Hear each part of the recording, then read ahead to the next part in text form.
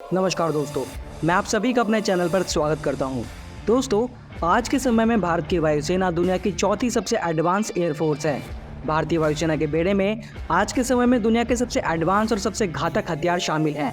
लेकिन दोस्तों, क्या किसी सेना के बेड़े में घातक हथियारों का होना ही उसे दुनिया की सबसे एडवांस सेना बनाता है?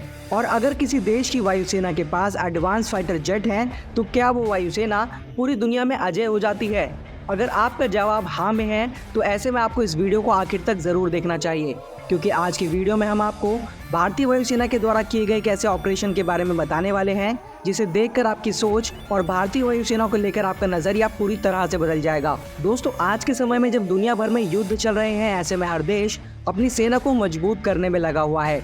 और एक देश का डिफेंस तभी मजबूत हो सकता है जब उसकी वायुसेना मजबूत हो। अगर आप दुनिया के टॉप 3 एयरफोर्स के बेड़े पर नजर डालोगे, तो आपको उनके बेड़े में 4th जनरेशन और 4.5 जनरेशन से लेकर 5th जनरेशन के स्टेल्थ फाइटर जेट्स आसानी से देखने को मिल जाएंगे।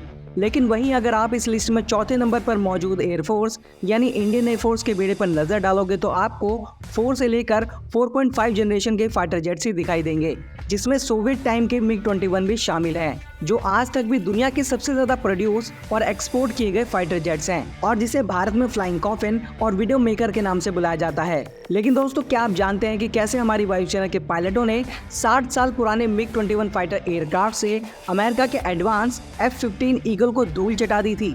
जी हाँ दोस्तों, आपने बिल्कुल सही सुना है।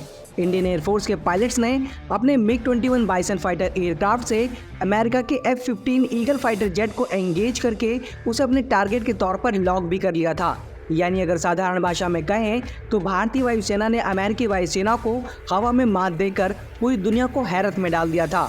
आज की वीडियो में हम आपको भारतीय वायुसेना के द्वारा किए गए इस ऐतिहासिक ऑपरेशन के बारे में बताने वाले हैं, जिसमें हमारे वीर वायु योद्धाओं ने अपनी कुशलता और साहस से भारत का नाम रोशन किया। वीडियो काफ़ी ज़्यादा इन्फॉर्मेटिव और इंटरेस्टिंग होने वाला है, इसलिए वीडियो को आखिर तक ज़रूर देखिएगा। लेकिन वीडियो में आगे बढ़ने से पहले अगर आप यहाँ तक वीडियो को देखते हुए आ गए हैं और आपको वीडियो अच्छी लगी है, तो वीडियो को लाइक, शेयर और चैनल को सब्सक्राइब करना बिल्कुल भी मत भूलिएगा। साथ ही आपको क्या लगता है कि क्या भारतीय वायुसेना युद्ध क्षेत्र में चाइनीज एयरफोर्स को भी मात दे सकती है या नहीं? अपनी राय हमारे साथ कमेंट बॉक्स में साझा जरूर करिएगा। दोस्तों, साल था 2004।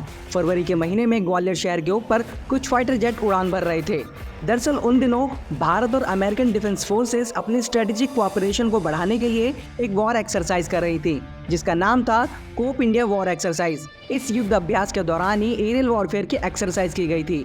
इस दौरान एरियल वॉर एक्सरसाइज में दोनों देशों की वायुसेना को ये टारगेट मिला था कि वे दुश्मनों के फाइटर जेट और जमीन पर उनके ठिकानों को नष्ट कर दें। इस युद्ध अभ्यास में भाग लेने के लिए अमेरिका ने अपने advance fighter jet F-15 eagle को भेजा था और भारत ने अपने सोवियत संघ के ज़माने के पुराने MiG-21 फाइटर जेट को। लेकिन दोस्तों, वो कहते हैं ना कि जंग में कोई भी हथियार या मशीन कितनी भी शक्तिशाली क्यों ना हो, अगर उसे चलाने वाला माहिर नहीं है, तो आपको हारने से कोई भी नहीं बचा सकता। और कुछ ऐसा ही हाल अमेरिकी वायुसेना के साथ इस वॉर एक्सरसाइज में हुआ था।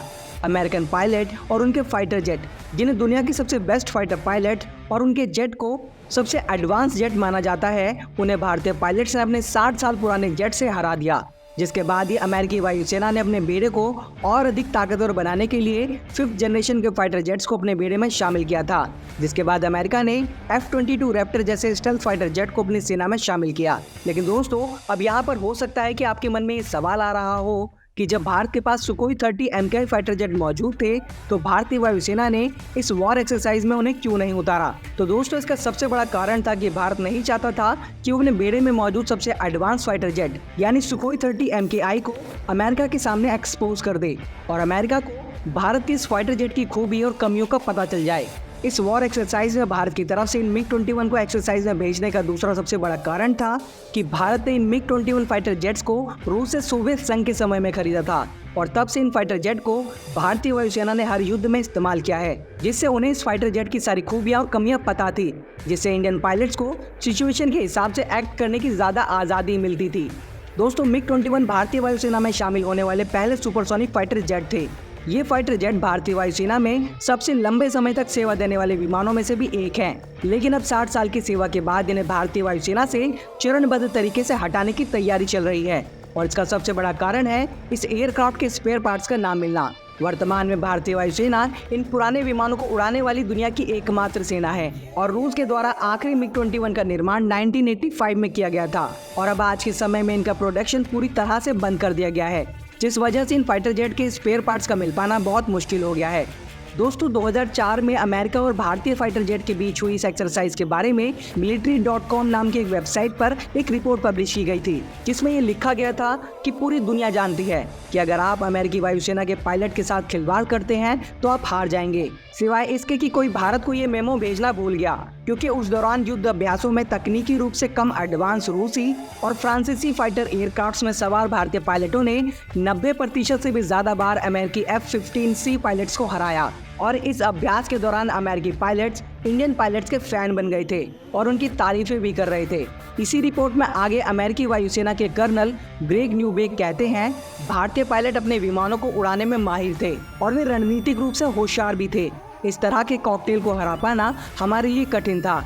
2004 में हुई इस एक्सरसाइज में भारतीय एयरफोर्स को लीड करने वाले एयर कोमोडोर हरीश नैनी बताते हैं, जैसे ही एक्सरसाइज खत्म हुई तो अमेरिकन पायलट्स मिग-21 की ताकत और भारतीय पायलट्स की कुशलता को देखकर दंग थे। इस युद्ध अभ्यास के दौरान एयर कोमोडोर हरीश नैनी भारतीय वायुसेना के 3rd स्क्वाड्रन की कमान संभाल रहे थे और इन्हीं के नेतृत्व में मिग-21 ने अमेरिकी वायुसेना के खिलाफ पहले युद्ध अभ्यास की तैयारी के लिए अंबाला एयरबेस से ग्वालियर के लिए उड़ान भरी थी।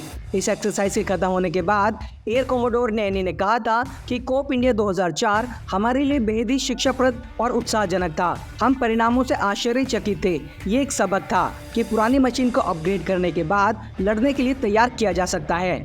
आगे एयर कोमोडोर हरीश नैनी बताते हैं कि मिग-21 बाइसन की ताकत ने अमेरिकी वायुसेना के पायलटों को इतना हैरान कर दिया था कि वे इसकी कॉकपिट को देखना चाहते थे। जब उन्होंने इसकी कॉकपिट को देखा तो वे हैरान रह गए, क्योंकि उसके ज़्यादातर कंपोनेंट काफ़ी पुराने डायल और सुई पर आधारित थे।